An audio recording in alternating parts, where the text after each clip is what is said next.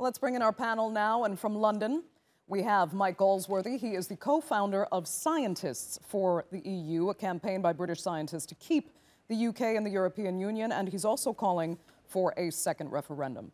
And from Brussels, Stephen Woolfe. He is a member of the European Parliament for North West England and a former senior member of UKIP, the UK Independence Party. Thanks both so much for joining us. Mike, let me start with you. I mean, in complaints, in spite of complaints, I should say, that a second referendum would be divisive and undemocratic, you say it's inevitable and even fair. Why?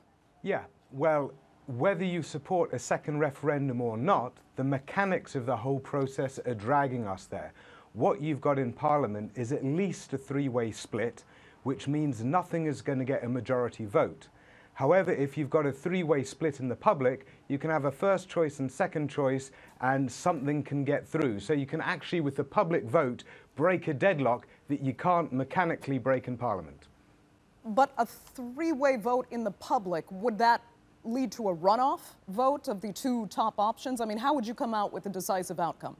No, you pick a first choice and a second choice, or something like that. I mean, all of this is still to be decided, but I think it's fairly clear that Parliament is stuck, and if you want more time on it, and if you want more options on it, then you bring it back and sort of redesign together with the public what your basic choices are. I think that is only fair and reasonable, and like I just said, it really is the only pragmatic way to break the deadlock that we've got at the moment. Okay, what about the option, though, Mike, let me ask you this, that some are calling for, and that they know Parliament will reject this deal. So once it's been rejected by the public's chosen representatives, that leaves the British public with the option to crash out of the EU with no deal that the government is now preparing for, or to stay in the EU with the same conditions. Would it be fair, in your opinion, to put that decision to the public? Yes, absolutely. So you're saying if the Parliament reject this deal, then that gives the public the options. That's wrong.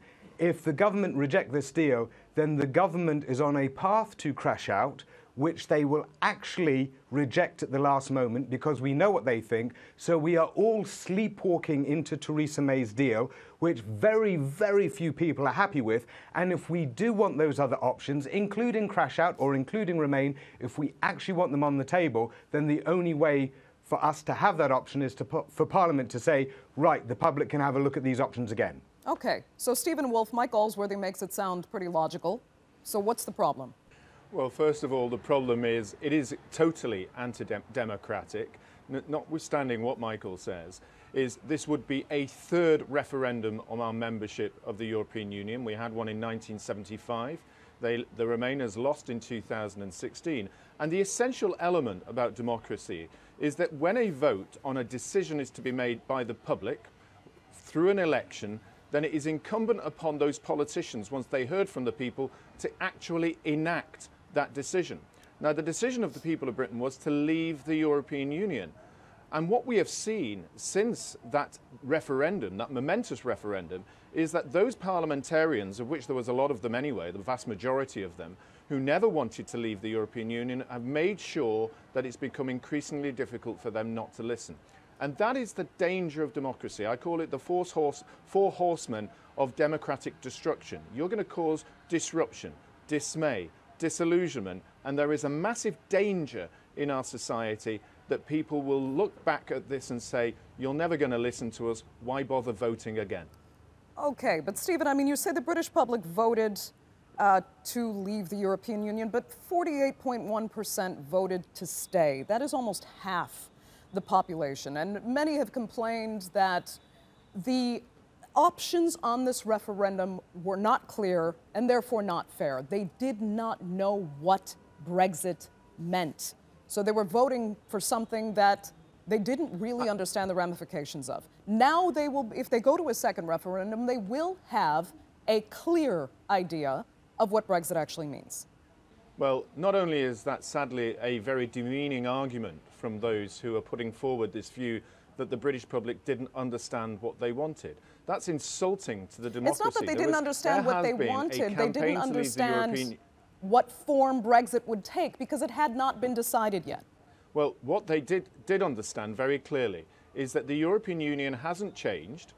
all the problems that were connected with the European Union, whether it related to immigration, whether it related to the amount of money that we put in every year, whether it relates to the lack of control over the regulation that impacts our lives, still goes on. What they have clearly seen now is how involved the European Union is in every aspect of our lives, and how many of our politicians didn't even have a clue what regulations, rules and laws were being impacted on. That was very embarrassing for the MPs in the House of Commons, and it's made it very clear that it is a need to bring back our democracy into the UK.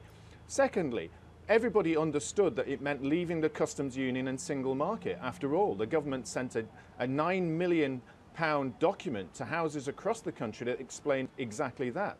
The Chancellor of the Exchequer, the Prime Minister, the national debates said that we would leave the customs union and single market.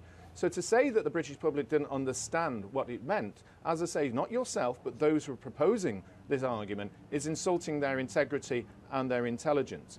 And what is to say now that we know any better what the future of the European Union is? We don't. What I do know is that the European Union is preparing for no deal behind me today. Right. I just have to ask you one more point, Stephen. Mike, I'll come back to you in just a second.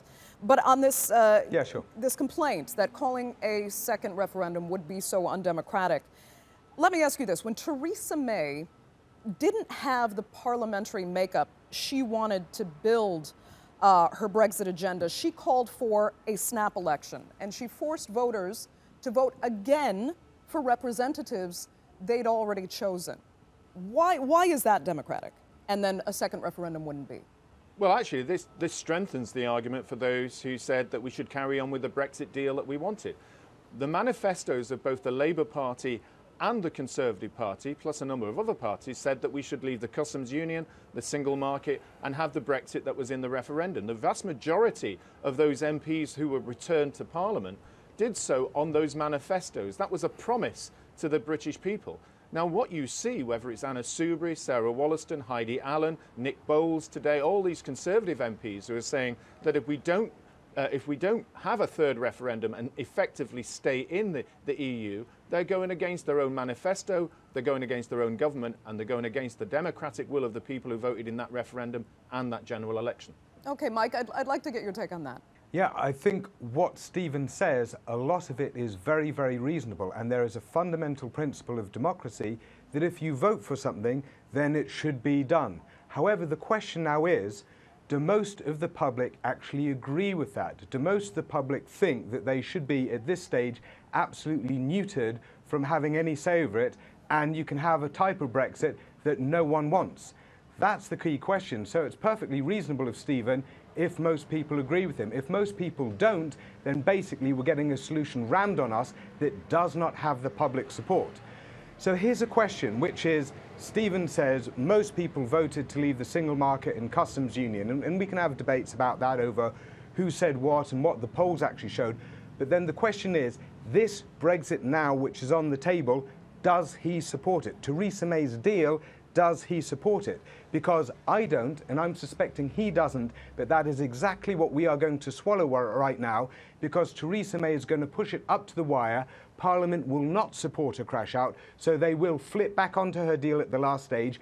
That is the box, the sort of naughty step, the sort of quarantine that we are going to get pushed into, and anyone who wants a different solution should be asking for a people's vote, a public say, in order to open up those other options. For me, I'd like Remain. I'm sure for him, he'd like some kind of immediate leave, crash out, whatever. But we're both going to get screwed. Neither of us are going to get our preferred options unless we jump away from Theresa May's deal. And this is the only way to do it. And Stephen, you don't like Theresa May's deal? No, absolutely not, because Theresa May's deal is not leaving the European Union. It actually is keeping us in the European Union. But that's what we're going to get unless we can collectively pivot away from that.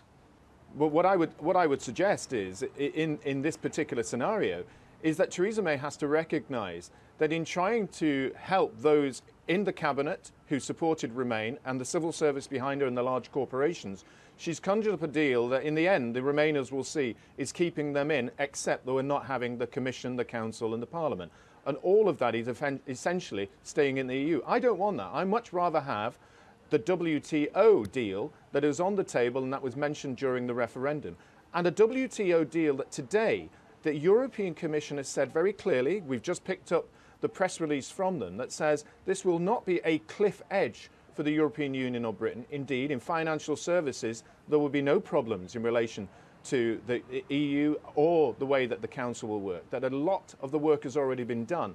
So a lot of the scare stories that have been put out there about a cliff edge, a damage, slipping into non-entity is not going to happen. The EU and the UK will just carry on trading. There will be difficulties, all sides admitted that, but it will not be the cliff edge or disaster, and that has been stated today by the EU themselves. Okay.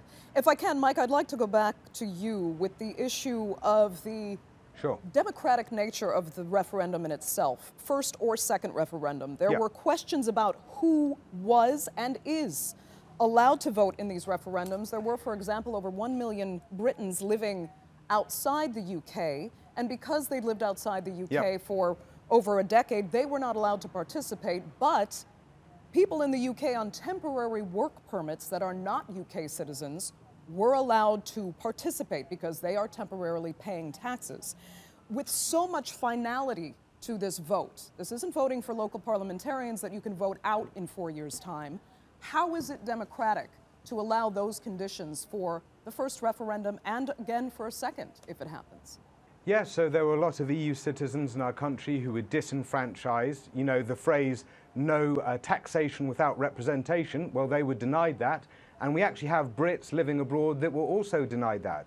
This was all part of the 2016 referendum. David Cameron thought he was really clever because during the 2014 Scottish independence referendum, he let the opposing side define their demographics that were going to vote on it so that they could have no issue with him. He thought that he would repeat that trick in 2016 and disenfranchise a lot of people.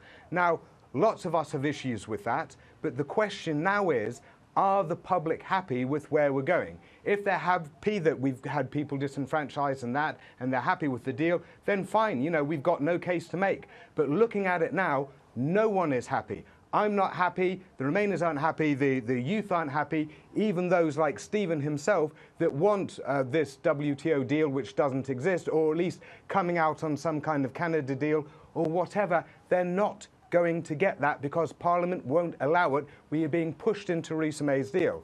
And the only way to get other options, if the public are unhappy with Theresa May's deal, as they are, is to reject that bear trap and step back and throw it back out for the nationwide discussion again, with a little bit more time, which is what the EU will allow us.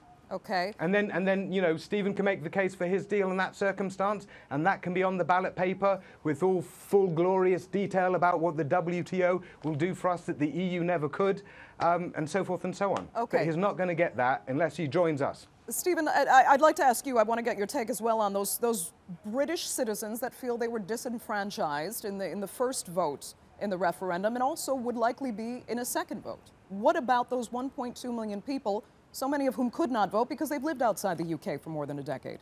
Okay, I have to admit, correct you on that number of the 1.2 million people. The EU Commission and ourselves and the research I've undertaken shows it's just less than 900,000 of that, and 260,000 of them were related to Ireland themselves. So the actual numbers suggested are much lower in the EU. Globally, it is much bigger. It's still but the thousands of principle voters at stake here, and I've always argued this for a long... It is still thousands of voters, but I still argued very clearly, if you have made a decision to permanently live abroad in a different country, but they're not permanently living abroad. They may come back to the UK at any point. Yes, they may come back, they may not, they may die, they may decide to move to a different country. But just what like you're any trying other to say Briton is living that in the people UK who now leave this country, they should not have the right, and international law in many ways respects this from the UN downwards, is that those people make their decision to move away. Why is it that somebody who lives abroad, living in a different country, has more influence by having a vote than somebody who actually has to pay their taxes in the UK? Who's saying they have more influence? They have the same influence because they are a citizen. And if they're living abroad, for example, working for a UK company for over a decade, they don't have the right to participate in the future of their country? Exactly. They're our own citizens, but they also and we're have cutting away rights their rights. But they have citizenship. Some people have lived in 20 or 30 years abroad. Are we to say that they should impact the lives of somebody who lives in a council estate in Manchester, where I was grown up, and influence the decisions of government on those people who still have no choice to go and live abroad like themselves in Canada or Australia or Germany or France or any of those countries. I think there's a basic unfairness But it should be the other way on round. those people who think that they should have the automatic right. Go ahead, Mike. I think there is a very clear... But I was asking... Sorry, if it should be the other way round. You were saying that people who are UK citizens who live abroad shouldn't be able to influence the lives of people in a council estate in the UK, but people in a council estate in the UK should be able to undercut and undermine their fellow British citizens who live abroad. I think it should be equitable myself. I'll tell you what, both of you, we just have a few minutes left. On this particular point, Mike, you and I are going to disagree on this. Fair enough. Yeah. I think there's much that I've agreed but with. But hopefully we can agree that Theresa May's deal is bad for all of us. I don't. And you do agree on that. Both of you believe that it is a bad deal, Theresa May's deal that's on the table. Fair enough. We just have a few minutes left. Quarantine for our country. We can all agree that. Yeah. So let's go back to the likelihood of a second referendum. I mean, part of the momentum behind this second referendum comes down to this People's Vote campaign.